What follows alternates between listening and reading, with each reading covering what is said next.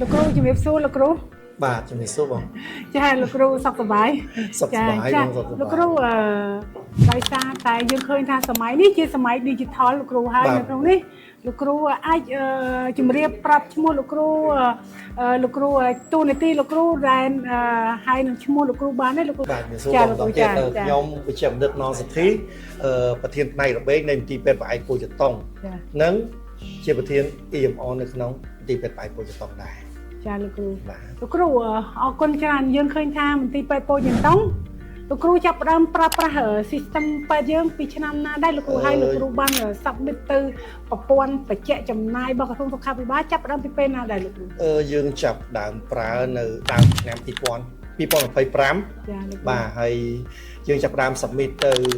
NPCA នៅដើមឆ្នាំ2026នេះឯងអញ្ចឹងមានន័យថាលោកគ្រូបានប្រើប្រាស់មួយឆ្នាំហើយបានលោកគ្រូ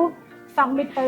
ទីផ្នែកងារបច្ចេកចំណាយហៅ NPCA នឹងលោកគ្រូបាទបងបាទលោកគ្រូបច្ចេកចំណាយដោយសារតែនៅក្នុងនេះយើងឃើញថារដ្ឋាភិបាលយើងកំពុងកែប្រែប្រទេសយើងជាពិសេសវិស័យសុខាភិបាលទៅជាមន្ទីរពេទ្យ digital ហើយនៅក្នុងនេះយើងឃើញថាមន្ទីរពេទ្យពោធិ៍ចតុងគឺជាពេទ្យមួយបានធ្វើការផ្លាស់ប្ដូរជាងមួយឆ្នាំមានន័យថាមុន submit លោកគ្រូដោយសារលោកគ្រូជាប្រធានផ្នែកការប្រើប្រាស់ EMR system ពេទ្យយើងហើយហ្នឹងលោកគ្រូអញ្ចឹងខ្ញុំចង់ឲ្យលោកគ្រូរៀបរាប់លម្អិតតាំងពីអ្នកជំងឺចូលរហូតដល់ការព្យាបាលផ្នែកគ្រប់ផ្នែកទាំងអស់រហូតដល់លោកគ្រូ submit ហើយលោកគ្រូជួបឧបសគ្គអីខ្លះហើយលោកគ្រូដំណោះស្រាយនឹងជួយឲ្យលោកគ្រូនៅពេលលោកគ្រូជួបឧបសគ្គឲ្យលោកគ្រូ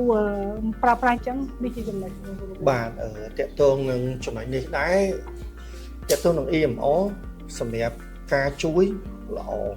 ច្រើនណាស់ចាជួយយើងរហូតដល់ថាលើសពី 80% ចាលោកគ្រូលើសពី 80% វាតែឲ្យថាអត់ខ្ចោះវាមិនដល់អត់ខ្ចោះទេចា10-20% នៅតែមានប៉ុន្តែនៅខាងប្រព័ន្ធ EMO ខាងតាក់ទងប្រព័ន្ធពេទ្យយើងគាត់មានដំណោះស្រាយឲ្យចានៅពេលដែលជួបបញ្ហាគាត់ដោះគឺមានធីមការងារប្រព័ន្ធការជួយចាជួបតាំងពីលើរហូតដល់ក្រោមចាអញ្ចឹងវាយើងតាក់ទងអំពី flow ការងារនៅក្នុងប្រព័ន្ធពេទ្យយើងដែលគាត់ធ្វើដាក់មកឲ្យចាប់ដើមតាំងពីទ្រីយ៉ាមកចាគ្រូបាទចូលទ្រីយ៉ារួចទៅផ្នែកខាងពីគ្រូជំងឺខាងសម្រាប់ពេទ្យខាងសម្ភពខាងសង្គ្រោះបន្ទាន់នេះជាប់ទាំងអស់ចាគ្រូតែវាជាចំណុចតូចលោកគ្រូមានប្រសាសន៍មិនហ្នឹងថាជាប់កាំងតែជាប់កាំងហ្នឹងគឺដោយសារតែប្រព័ន្ធឬក៏ដោយសារតែផ្នែកមួយដែលអ្នកប្រើប្រាស់នឹងតាំងពីទ្រីយ៉ាដុកទ័រឬក៏អីហ្នឹងគាត់មានខ្វះចន្លោះខ្វះការក្នុងការប្រើប្រាស់ឬក៏យ៉ាងម៉េច50% 50%ចាលោកគ្រូខាងប្រព័ន្ធ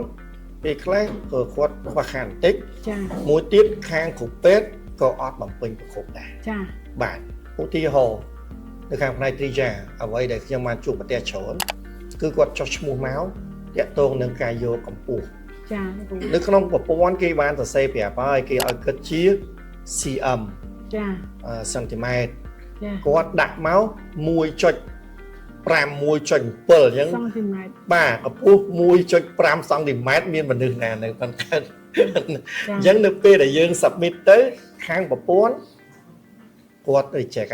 អត់ឲ្យទៅមុខទេចឹងមានន័យថាប្រព័ន្ធបានការប្រព័ន្ធការពារយើងចានៅពេលនេះប្រព័ន្ធការពារយើងចានៅក្នុងផ្នែកទីយ៉ាប្រព័ន្ធបានការពារយើងច្រើនចាបាទក៏នៅមានពេលខ្លះនៅខ្វះខាតដែរតែខាងប្រព័ន្ធគាត់នឹងការរៀបចំដែរអ្វីដែលខ្ញុំឃើញដូចជាសញ្ញាជីវិតតាក់ទងនឹងអត់ទាន់កាយទេចាតែខ្ញុំថានេះជារឿងតូចទេចាអញ្ចឹងយើងពង្រឹង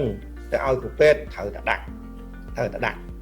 បើសម្រាប់ខ្ញុំគួរតែ require ទាំងអស់ទាំងតាំងពីទ្រីយ៉ាមកតែម្ដងចាគឺលោកគ្រូមានប្រសាសន៍ថា require ប៉ុន្តែ require ហ្នឹងមានន័យថាគ្រប់ផ្នែកទាំងអស់ require តើគ្រូពេទ្យនេះតែគាត់ថាអូខេអាហ្នឹង require ទាំងអស់រហូតខ្ញុំគាត់ពិបាកគាត់បំពេញ data ច្រើនសម្រាប់លោកគ្រូយល់គឺគាត់ថា require ហ្នឹងគឺត្រូវតែហ្មងទេបង require គឺត្រូវតែម្ដងសម្រាប់គ្រូពេទ្យគាត់គ្មានថាទេចាព្រោះហេតុអី NPCA ទីផ្នែកងារបច្ចេកចំណាយគាត់ទាមទារចាមើលជំងឺមួយរឿងអីត្រូវតែខ្វះសញ្ញាជីវិតបានចាអញ្ចឹងខាងប្រព័ន្ធគឺត្រូវតែ require ចាបើយើង submit ទៅដល់ខ្វះតែសញ្ញាជីវិតមួយតែអ្នកមើលជំងឺអត់មានអីមួយផងណាចាខ្វះអាហ្នឹងមើលទៅជំងឺទៅកើតដែរយកសញ្ញាជីវិតអត់បានចាហើយយើងចេះ submit តែទៅពេលគេកាត់លុយចេះតែបន្ទោសចាអញ្ចឹងអ្វីដែលឥឡូវល្អគឺប្រព័ន្ធគឺទប់បាត់ចាស្នើសុំថាត្រូវតែមានត្រូវទៅចាបានឲ្យទៅបាន cái khoảng ngay bên nơi ta miên là pe khác ai tới thành ra từ mình chỉ nói qua hàng tích tuổiเพราะ đại dương đừng vừa vào ngay đôi chia hàng của con cài là họ bàn lo châu lực cao sập rồi lực cao sập rồi lực cao sập rồi đẹp lắm ai tôi giờ bàn bằng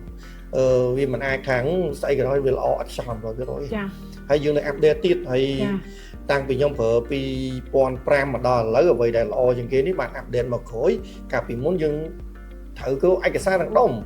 submit từ NPCA đưa cái thằng đông của PTC đồng O